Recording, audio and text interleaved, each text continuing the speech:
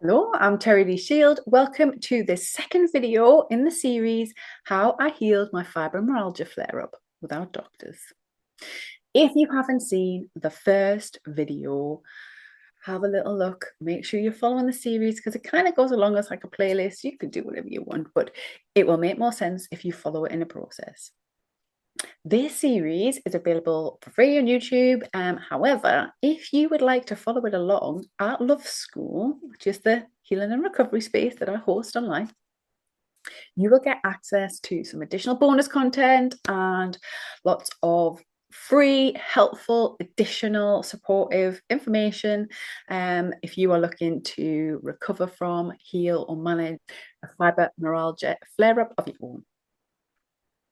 So this is video 2, and I'm going to start a little bit at the beginning. So as I mentioned in the last video, I had this kind of flare up. I was really stuck in it. I was going through a diagnosis process to get officially diagnosed to try and get some help. And then it turned out I went through the diagnosis process, and guess what? There wasn't any help. Kind of knew that was going to be what happened already. I'd already spent years adapting my lifestyle to manage this sort of like pain, tension, and stuff as part of my trauma recovery anyway. But just having that, going through that process and then having that affirmed back to me that I wasn't going to get any support, I was in this alone, was really eye-opening. And I had to make a choice. I had to make a decision. It was like, are you going to carry on living like this? Are you going to carry on being in pain every day? Or are you going to use what you know has helped in the past and try again, start again, heal and recover this flare-up? Which is what I did. So that's kind of the first step, and it's really important. Making a decision to heal.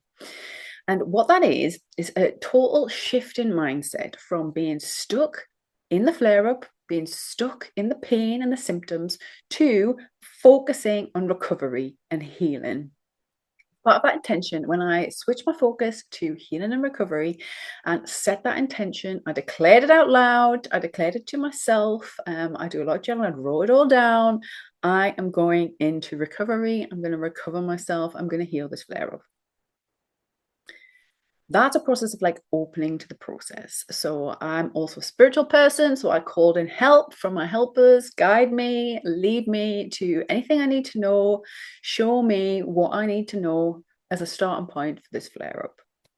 Now, because I use a life design process in the past, one of the very first phases of life design is to observe, look at what's going on, pay attention to it, and get specific. Don't just be like, oh, I've got a flare up. Get specific what that is. When I'm doing research, also kind of follow my intuition now and dive into anything that kind of sparks an interest, feels like important. I'll follow that little rabbit hole and do some experiments. And that's one of the first phases of life design, is gathering information, doing some research, and harvesting, figuring out what works, actually doing some experiments for ourselves. And so when I started this, I did the dreaded thing because I didn't want to type that I had fibromyalgia in YouTube or something, because the algorithm would go crazy and bombard me with all this stuff. I was a bit nervous about it. I don't like having algorithms controlling my brain that way. And especially because I had been making a commitment to focus on the solution and the healing rather than the problem, it's not helpful to have all of this information coming into your subconscious mind about pain, tension, stress, those sort of words. But anyway, I followed my intuition one day and I did a quick search. And I think it was like the second or third thing that came up, I was like, now this looks interesting. I've got a little bit of a rebellious streak. I love the alternatives. So there was one video that said there was a research done that found 100% correlation between fibromyalgia and blood sugars. And it was banned. And I thought, oh, spark my intuition, spark it. That's interesting. I'm going to look at that. So I watched the video. If you join me over on Love School, I'll link the video. Feel free to search for yourself. Now, obviously, I have to declare I'm not a medical doctor. Medical doctors aren't going to do anything about your chronic pain. But anyway, I'm not one. And this research study was quashed. I don't understand all the technical terms, so I'm not going to pretend to use them.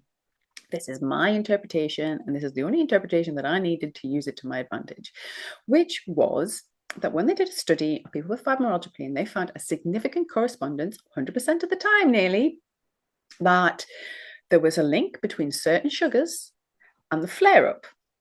Now, in my past, with my life design, I've experimented with my diet in different ways. And actually, in the past, I had actually cut out bread, and I'd experimented with that sort of thing.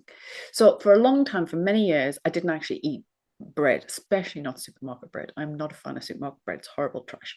When you look at the ingredients in the back, we've got like this many ingredients. Shh, it's not good for you. And I kind of knew that. However, and what I had been done previously, so I still kind of brought bread back in my diet. I still enjoy it, but I would eat it like a little bit before my flare up, before these significant events that led to my flare up. But I would actually buy it from a bakery. I had a bit more disposable income, so I would go and buy fresh bread made with few ingredients from the local bakery, and I wouldn't have it all the time. I would just have it like with some soup or make some toast if I wanted a snack or something like that. However, in the year while I was caring, and I didn't have very much income at all, bread kind of became a staple in my diet again, and I was relying on it a lot. And more than that, I was relying on supermarket bread because I didn't have transport, so I couldn't get to the bakery where I used to get it. And just because of the price, it was like, this is cheaper. You know, and I would just get whatever bread was available. I tend to buy brown bread, seeded bread, that sort of thing, sourdough, but I was just eating bread, and I was eating it regular. So pretty much almost every day, because it was a cheap source of fill me up food. And like I say, I hadn't done that for a long time, and I had been doing it for pretty much a year, maybe it's a little bit more. I had let my diet slip a lot while I was caring. I'd been through a significant trauma, and you know what? I just decided I'm not going to think about it. I'm going to eat, drink, do whatever I want. Now, I didn't go crazy because I have explained, if you're part of Love School, I have a history of addiction. So I used to drink too much, and I used to drink you know, as an emotional repression and stuff. Same with food, actually. I used to eat a lot. I've done a lot of healing work, so I'm not advocating for doing any of this behavior, but I'm just saying I felt very confident that wasn't going to get caught in my addiction again, because a lot of the underlying wounds that used to drive my addictions had been healed. I just wanted to not have to think or care or worry, and eat what I wanted and just not limit myself for a while. So that's what I had been doing for about a year before I had this big flare up. So anyway, this study made this correlation. And what was interesting was that I had run out of bread a few days before I'd seen the study. And I thought, you know what, actually, maybe my symptoms have calmed down a little bit. I'm going to pay attention to this. So that's what I did. I bought bread the next day. I can't remember what brand it was. It was a supermarket sliced bread. And I had it again as usual. And you know what? Within about 30 minutes to an hour, my pain, my stress, my tension was right up. And I was like, oh, this is interesting. So I ate it as normal for a couple of days, still in the pain and the flare up. Then I cut it out. And I cut it out for 3 days. And I noticed that in that period of time, in those 3 days, my pain and my tension went down again. I was like, okay, now this is definitely making a pattern. So I ate the bread again. And guess what? There was a spike in my pain. And I thought, okay, this is definitely proving something. I ate it again as normal for a couple of days. I cut it out again for another 3 days, and I noticed the same pattern. So I came to the conclusion that this obviously affects me. Now, I think this is just my interpretation, because fibromyalgia for me definitely psychosomatic, so it's linked to my trauma, it's linked to stress levels, it's linked to how I'd learned to process and hold tension and pain in the body when it comes to stress. But also I think maybe there was something there around my digestion and, you know, like IBS type symptoms. If I was in that stress, then certain foods that I ate would really cause me a bit more discomfort in my digestion. And bread was definitely one of those things that I'd looked at in the past, like I say. So maybe it was just because I was like in this kind of heightened stressful state that was causing an additional flare. I don't know. The video did talk about specific sugars. Again, I'm not going to use all them codes and stuff because I don't understand them well enough, but specific sugars found in certain breads, and I think they also referenced fruit juice. So I do have fruit juice sometimes. Again, don't have it in excess, and I don't want to cut that out because it's got nutrition in it. So I didn't. I just kind of kept that to a minimum. I was just aware of it, and I was making sure I wasn't having too many. I don't drink sugary drinks and things anyway, so I wasn't having too much of that. I just was aware that I'd been eating a lot more bread. And the discussion in the video was also about a link with this, something to do with the spike in the insulin system and being linked with pre-diabetes. So this led me down a path into just being more aware of my sugar and my insulin and those spikes and how I was eating and things. I also came across another video, which was an expert talking about apple cider vinegar and how if we consume apple cider vinegar with water prior to eating like a meal, it suppresses the spike of the insulin. So I thought that was really interesting. And the suggestion was to eat it 30 minutes before a meal or to have it on a morning. Again, I don't know the science behind it. I don't care. I tried it and that really helped, especially if I ate something and kind of started to feel a bit of a spike. And I started to notice, because I was paying attention to my body, it would cause that kind of pain or tension. Then I would think, oh, drink a bit of vinegar. So because I have apple cider vinegar and I always buy the organic one with the mother, which is kind of what you want if you want to have a look at this, and just diluted it with water, put a bit in, drank it down, and it would actually calm down that spike a bit, or at least seem to like delay it and stop it from kind of really causing a big flare up. So this all had an effect really quite quickly in that initial kind of getting out of that initial phase, enough so that I could start relaxing a bit and moving around a bit. One of the other things that I found on my research was just really interesting, because again, I tried it in the past and it kind of came up as a reminder, was about reflexology. Now, I've used reflexology in the past and I've been fascinated by it. I've had connections with holistic therapists and they talk about it really passionately, about how like different parts of our feet and hands link to different parts of the body. And it was just a really simple video about this guy who was talking about if we can't massage ourselves, if we've got tension and stuff in the body and we can't twist and move that way with conditions like fibromyalgia, massage your hands. And I thought, reflexology. I'm going to try that. And that's what I did. So I did this very regularly to start, because remember, I was really tense at the beginning. I just started massaging my hands, get them all nice and oiled up.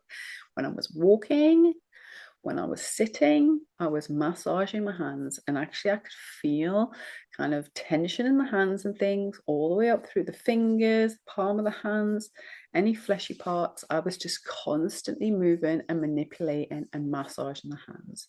And you know what? It seemed to help. Now, I still do this often. If I feel a bit of tension in a muscle that I can't get around to, I'll give it a bit of I feel a little bit of a pop there. I give it a little bit of a massage, and it'll just help to ease, just to take away some of that stiffness and tension that's just really difficult to manage when you're in a fibro flare-up. So I did this for 30 days. I cut out my bread completely. Well, supermarket bread. I don't cut out wheat, so I still eat pasta sometimes. I still like pizza sometimes. I kind of cut out any like bread, supermarket bread, garlic bread, anything that's definitely bread. But I would still eat wheat. Like I say, I still have pasta and that sort of thing. And I haven't noticed much of a flare up. And if I am going to have something like that, I would have apple cider vinegar with it in advance of eating it. Or if I forget and then I notice that little spike just after, and that seems to soothe it a lot. And anytime I feel like starting to get a bit tense in the muscles, doing this massage until it eases. And that's all I did for 30 days. And it got me to the next level, got me able to move again. It got me out of that kind of really tense, stiff, horrible stage where everything was agony and you could barely move. So that brought me to the next stage. So look out for the next video where I'm going to talk about the next stage on this recovery process. If you want to continue watching this over at Love School, get over there. It's loveschool.uk/flare-up. I'll link it below. And there'll be a bit of extra bonus additional content for signing up the space and watching it there, and joining us in the community there to go through this process. I'll see you on the next video.